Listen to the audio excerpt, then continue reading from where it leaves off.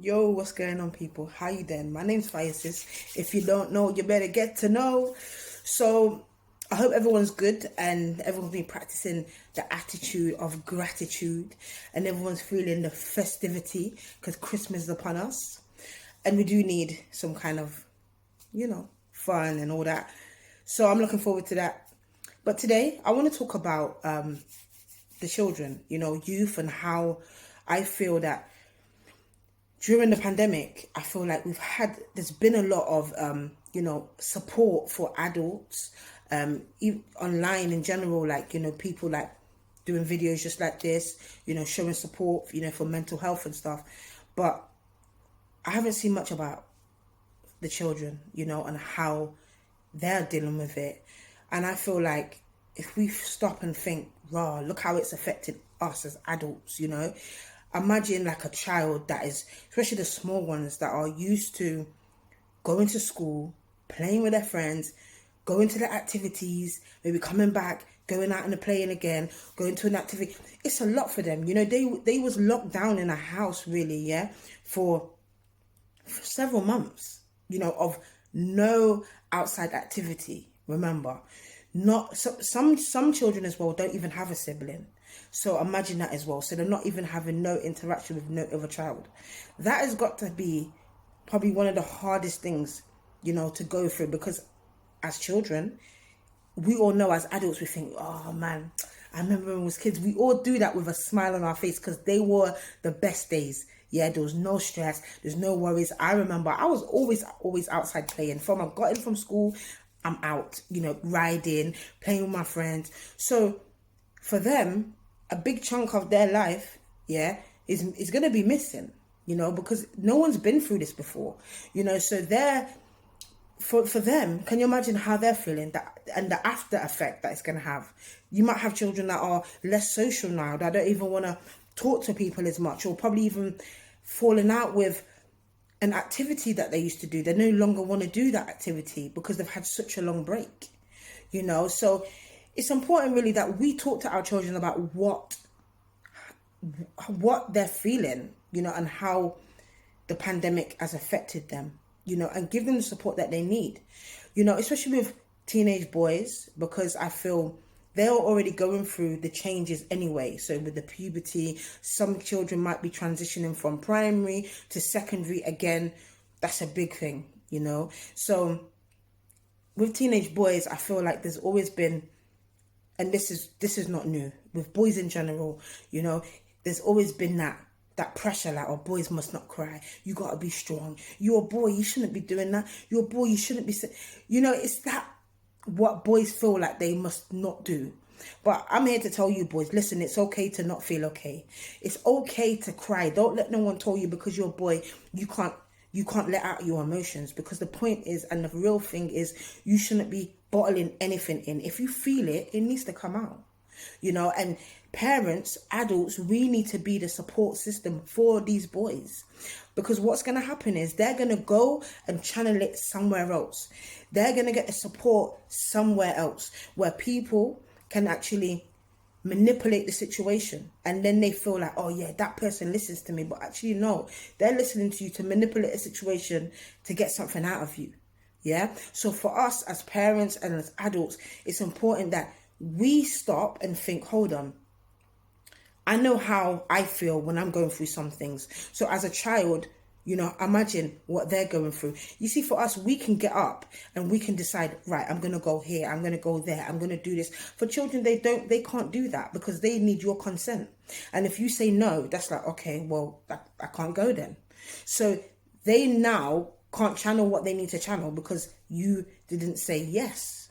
So there's ways that we can support them through the issues that they're going through. So, for example, if you've got a child that has got, problem with their behavior, they're showing challenging behavior, go on the internet. We have access to the internet. Put in some symptoms. This is what's happening, whatever.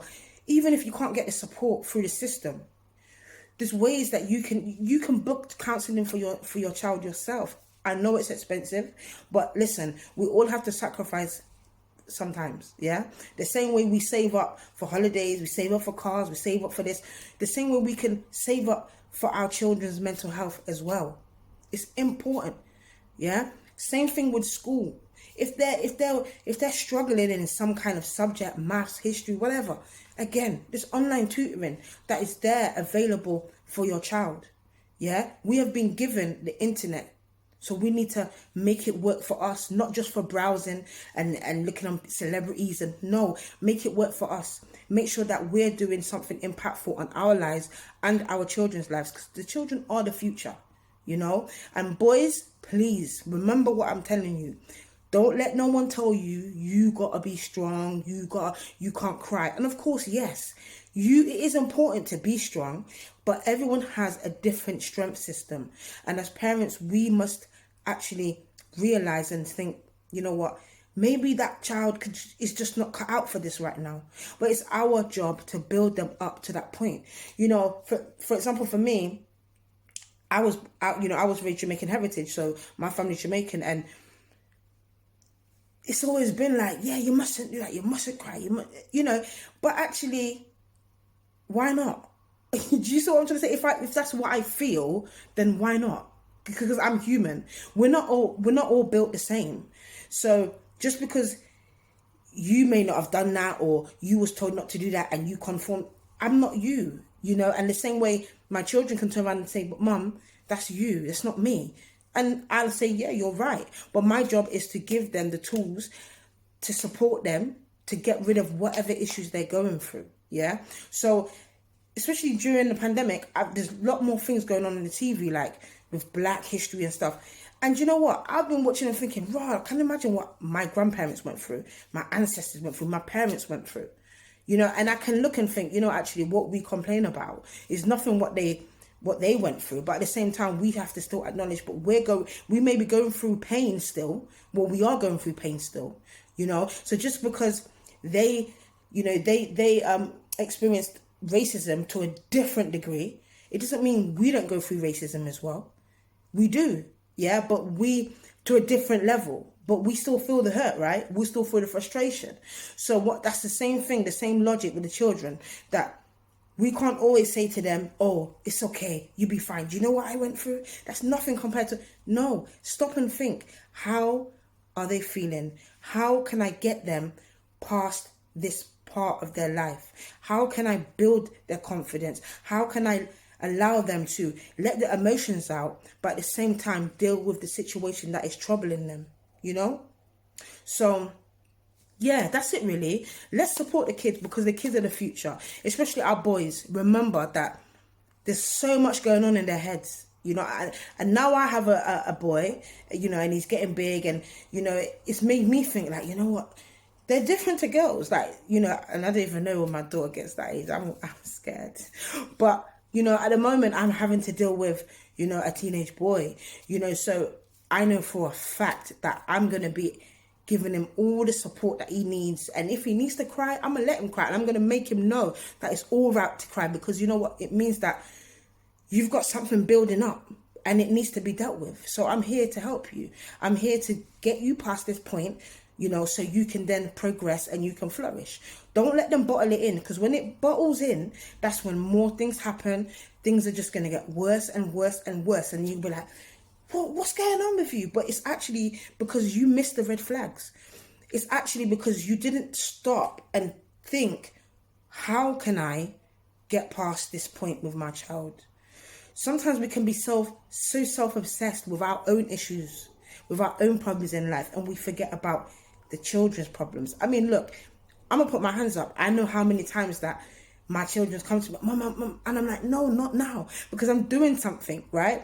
But then I stop and I think, oh, actually, let me see what they want. And I might not do it straight away, but eventually I was like, what did you want to talk about? And you just might get, oh, it's okay now. But you know what? Be persistent. Try and say, no, I want you to tell me. And they might not tell you straight away, but before the evening ends, trust me, they will tell you. So it's just about remembering and thinking, oh, actually, let me put myself in their shoes for a bit, So, yes, I hope that has helped you. And I hope that, moving forward, that you can show that support to the children. Because as I said, they're the future. And boys, it's okay. Let your emotion out. Don't bottle it in, all right? Because you guys are the princes soon to be kings. Peace and love. It's fire, sis. You don't know. Subscribe, like, comment, share it about. And I hope you guys have an amazing Christmas. If I don't do another video, I probably will do another video, but I can't promise. But if not, watch out for the next one. Peace and love. Keep practicing that gratitude. Aye.